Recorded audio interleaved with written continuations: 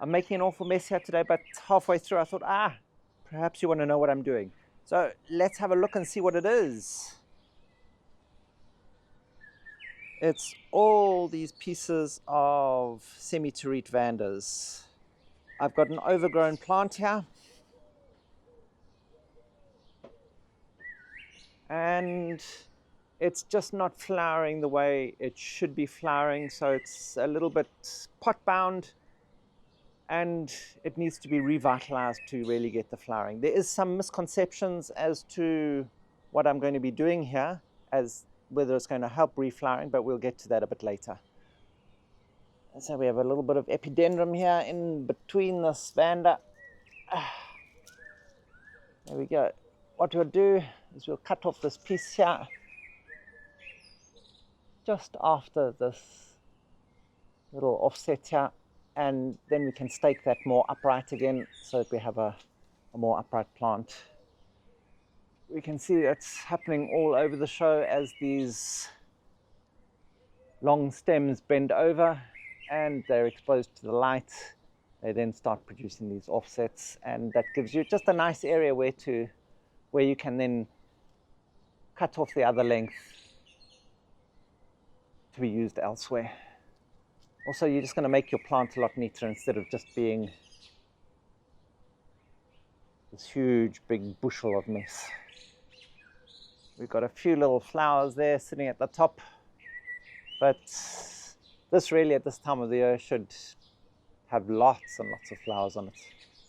We should actually have flowers all year round, but I think I've just let it grow too long in this pot without doing anything. I've let the epidendrum possibly get a little bit too large, so now it's all pot bound, so it just needs to be revitalized.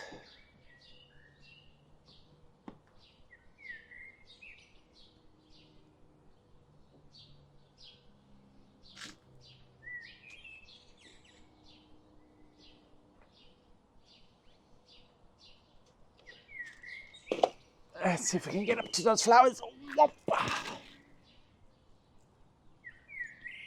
They're just all old and dead already.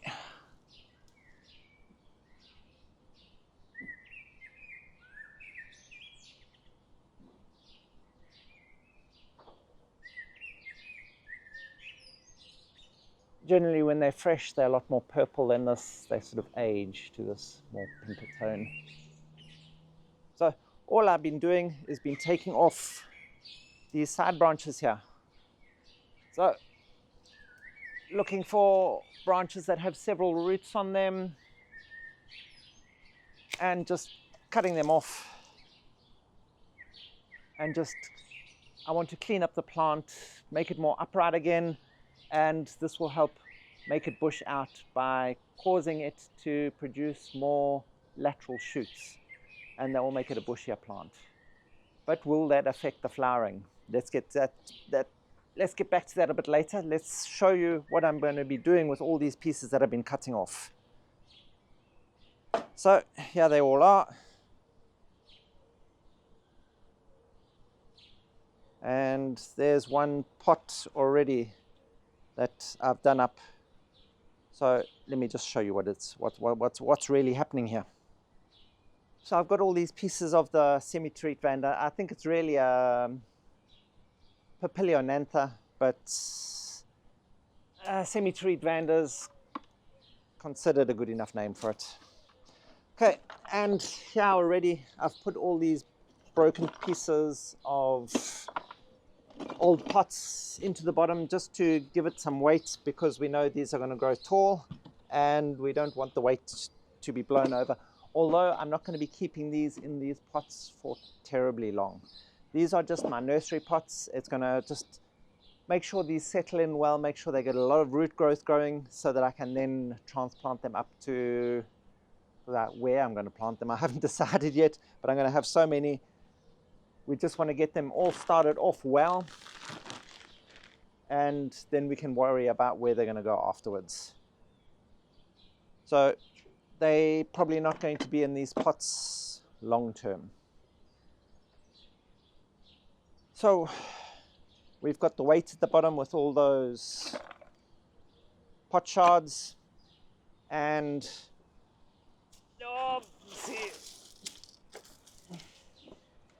then all we're going to be doing is making sure that we get the bottom end of each of these pieces that have been cut off, and it's as simple as putting them into the pot like this.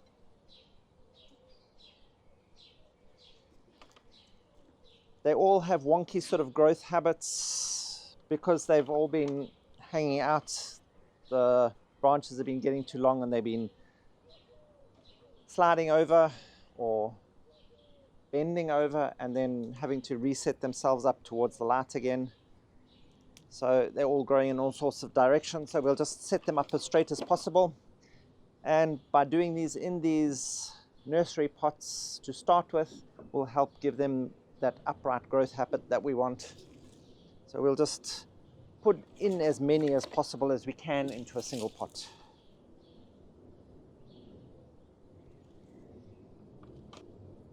And it really doesn't matter if you've got roots growing out into the air. They'll find their own way back down again as soon as they start settling themselves in. Okay, there we go. About as many as I want to get into this one pot without over potting them all, because remember, I will go in later and repot this all, thin them back out again. So what I'm going to be doing here is very, very simple.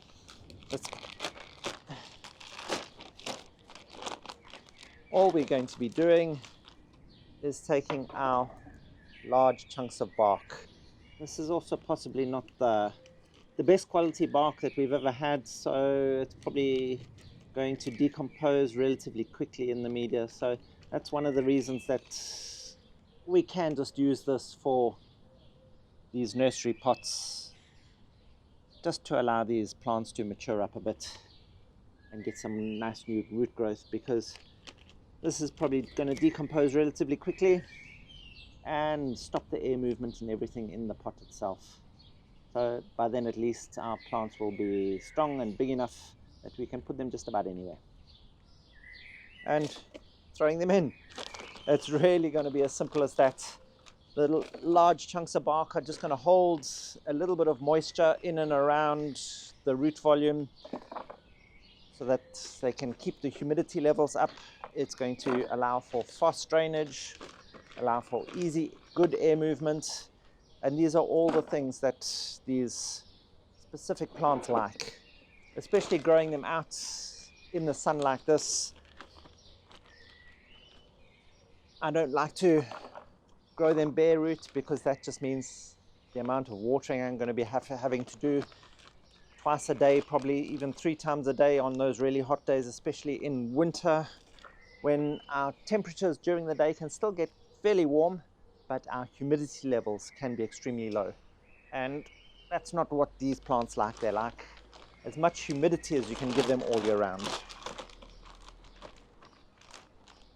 So this is going to help just maintain the humidity levels in and around them, as well as keeping some moisture at the roots.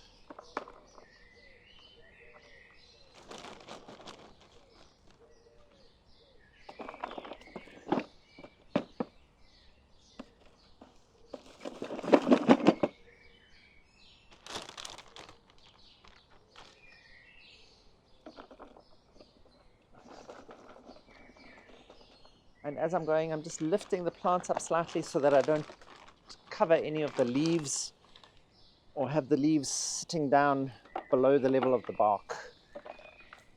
We just want the roots and that to be into the bark.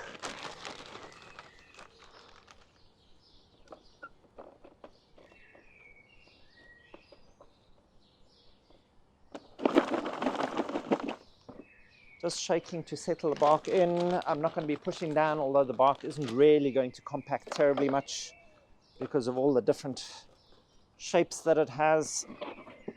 Try and get some bark down the sides.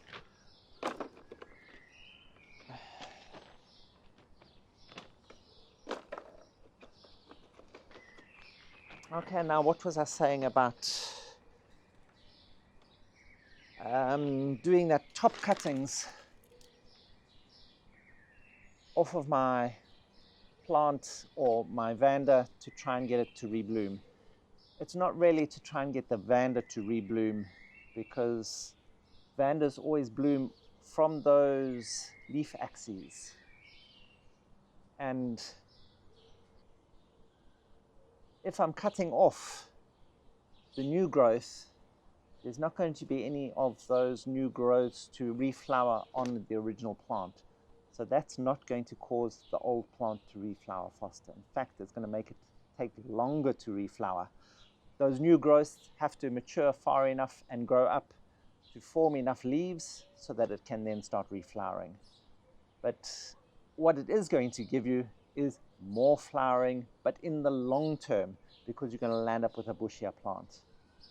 Also, as your plant starts to overgrow itself in the pot, or the pot becomes too root bound, you can reduce the flowering of your plant.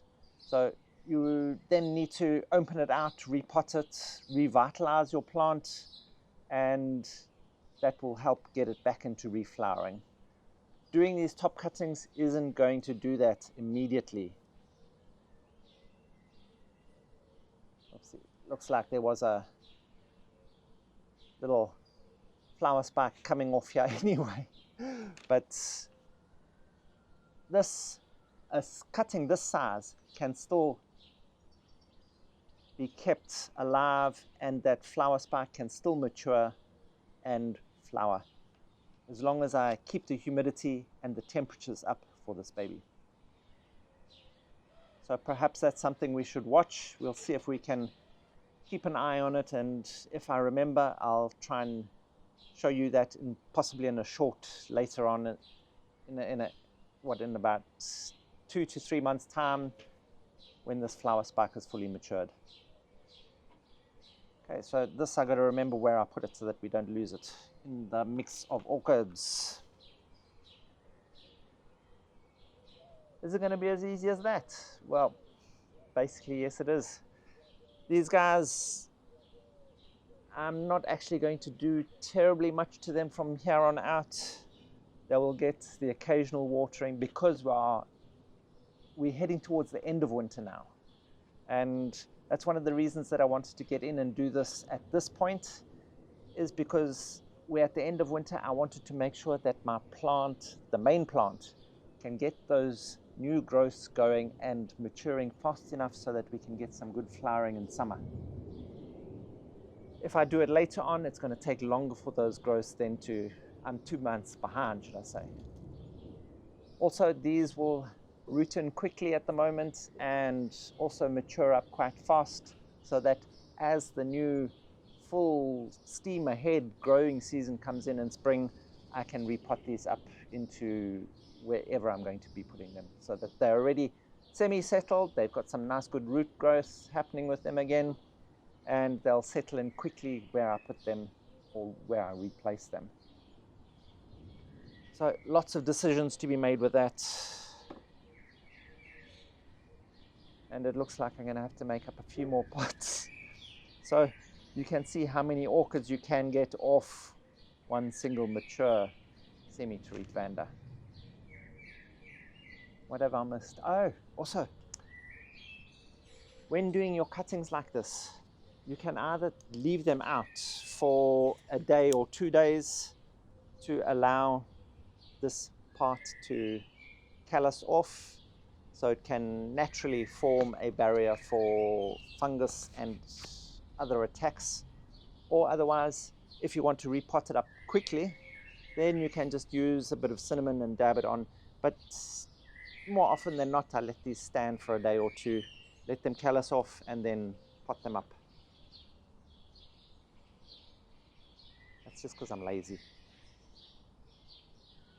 Oh, and what about feeding? These guys can be kept growing all year round.